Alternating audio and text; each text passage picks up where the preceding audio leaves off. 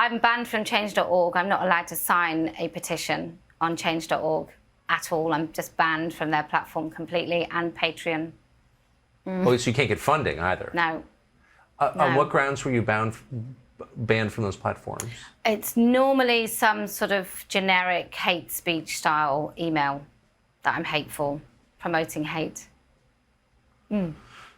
It's hard to take this because it's so totalitarian. At what point did you intersect with law enforcement in the UK? So that was before I sort of had much of a profile. So 2018, I got a text. Who knew? I got a text from the British police saying they wanted to talk to me, and I just assumed it was a joke because I didn't know we were that badly funded. So they're like, we'd like to talk to you, and I just said to some friends, oh, I think this is rubbish. But no, the CEO of a charity called Mermaids, which I would define as a lobby group promoting transgenderism to children, she reported me to the police because I said I thought it was profound child abuse to take her son to Thailand to be castrated and have sex reassignment surgery at 16.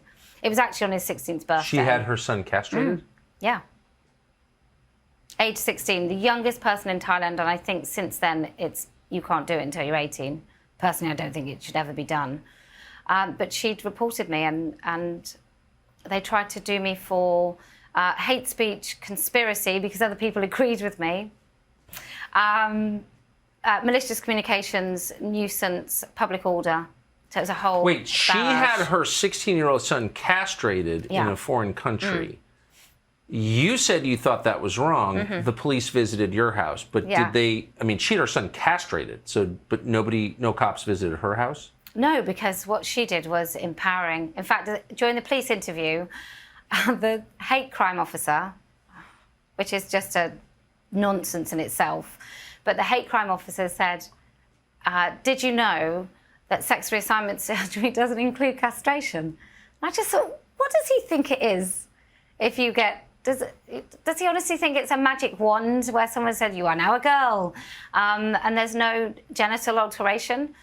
But they didn't charge me because the Crime Prosecution Service wouldn't allow it. But she went for a second go, and then about 6 months later, she went for a third, to try to have for the something police arrest you for disagreeing with her. Yeah. Yeah. What's her name? Do you remember? Susie Green. Susie Green. Well, Susie Green. Okay. She sounds, that's beyond imagining, actually. Yeah. So what did this tell you? Well, it said that the police weren't to be trusted. I mean, I did look into the British police and how they've been captured by Stonewall, which is our sort of version of HRC. And they pay a lot of money. Each force pays Stonewall every year to be part of their diversity champions. Now, one of the most alarming things I found out, what are nuts. diversity champions? Anti-women, pro-trans. It's just nonsense. It's allowing just no diversity of opinion whatsoever. Pretty much, yeah. Just box ticking, transgenderism, basically. But what's really sinister is in the UK, if I got arrested and the officer was a man who called himself a woman, he's allowed to intimately search me. So he's allowed to put his hands upon my person if he says he's a woman. And that's been happening since 2012, when an officer who called himself a woman took the police to court to have the right to put his hands upon women to do the full job as a female officer. Now, who in that courtroom is not saying, it's a bit dodgy? It's a bit dodgy that you want to touch women. You want to be validated in your place of work to touch women. Are there any politicians with power in the UK who stood up and said this is all really corrosive and bad? Well, there are some people in the House of Lords, but clearly they aren't at the forefront, but they are pretty remarkable, some of these older peers. They're beginning to say it. So we've pushed really hard in the UK, and now Boris has come out and said men can't be in women's sports, women have the right to have privacy and dignity on hospital wards and in refuges and so on. And he's also said that he doesn't think children should be choosing their sex. So we've done a great job, standing for women. We've done our billboards. Women wear these T-shirts.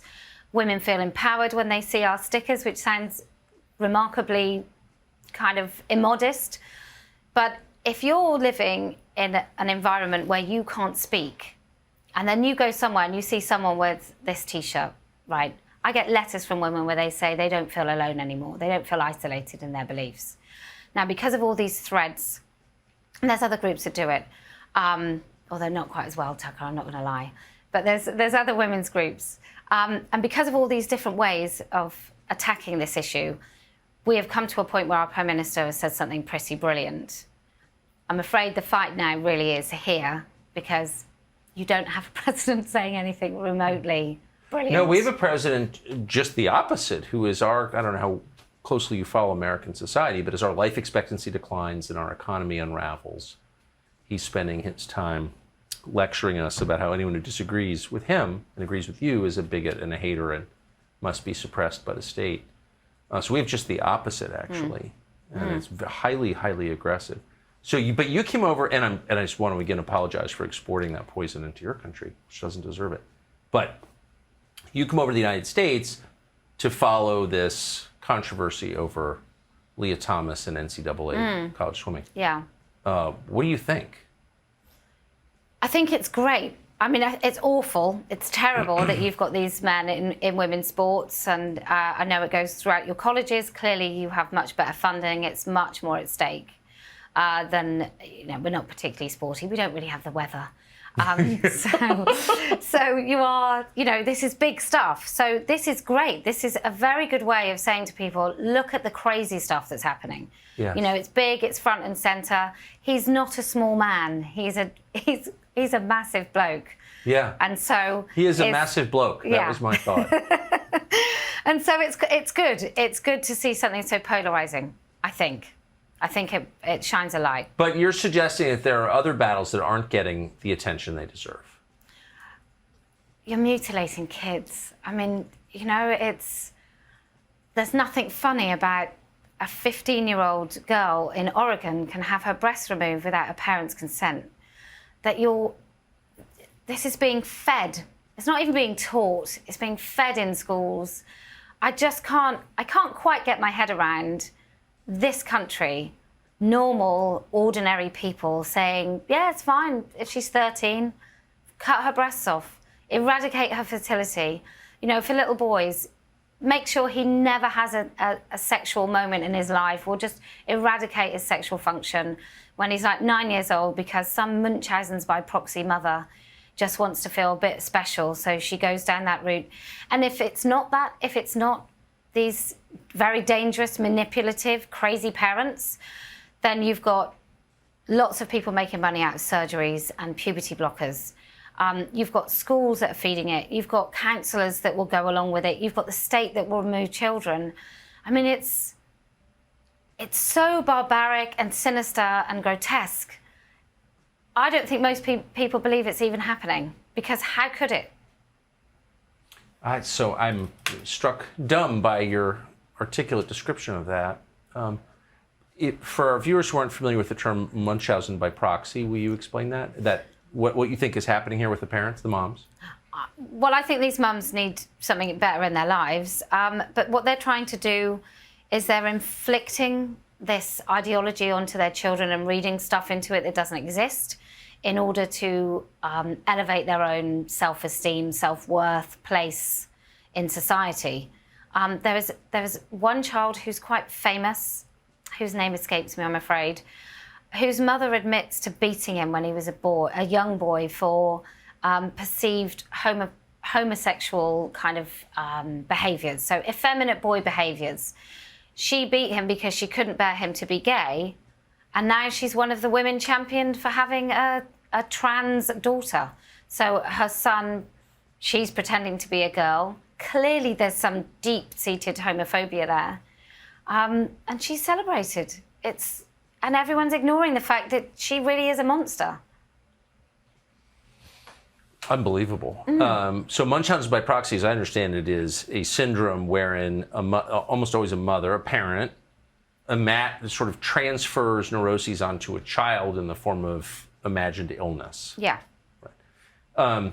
So one of the dynamics, maybe the biggest dynamic in the United States that prevents people from being honest about this is the conflation of trans issues with conventional gay rights. So if you have a country like ours, where most people sort of not against gay people and believe in equal rights for gay people, which I think is the majority view, if you attach the trans issue to that, if you object to the, castrating children or removing their breasts, then you're like anti-gay.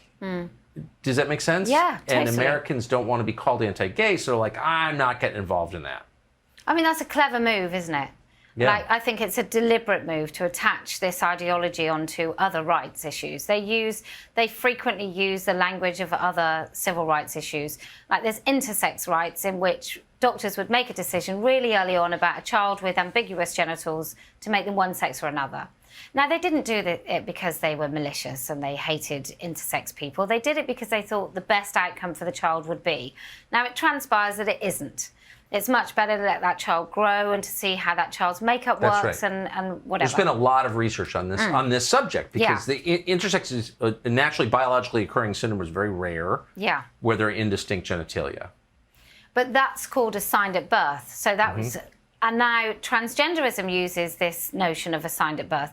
You're not assigned a gender at birth. Your sex is recorded, and in nearly every single birth, we can visibly see whether somebody is a boy or a girl. So that's borrowed. Nothing without us, which is a disability rights campaign slogan from the UK.